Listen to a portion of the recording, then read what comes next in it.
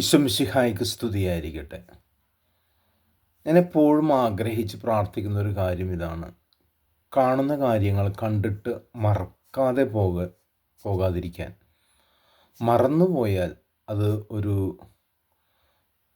അപായ സൂചന, അല്ലെങ്കിൽ അപകട സൂചനയാണ്. ഇതേപോലെ തന്നെ വിവേകമുള്ളൊരു വ്യക്തി തനിക്കെതിരെ വരുന്ന ശത്രുക്കളോട് അതേത് വിധത്തിലും അവർ അപായപ്പെടുത്താൻ സാധ്യതയുണ്ട്, ചോദ്യങ്ങൾ കൊണ്ട് അപായപ്പെടുത്താൻ സാധ്യതയുണ്ടെന്ന് മനസ്സിലാക്കി വിവേകപൂർവ്വം സംസാരിക്കുക.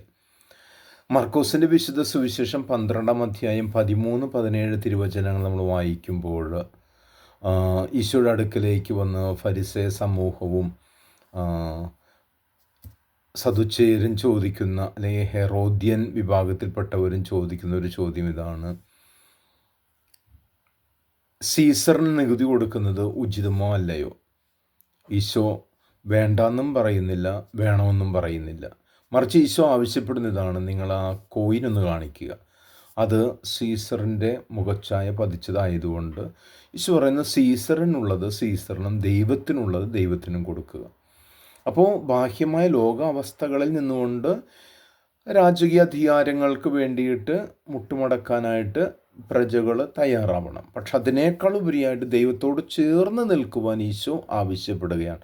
അതായത് നാണയത്തിൻ്റെ പ്രശ്നമല്ല ഇവിടെ ആവശ്യമായിട്ടുള്ളത്.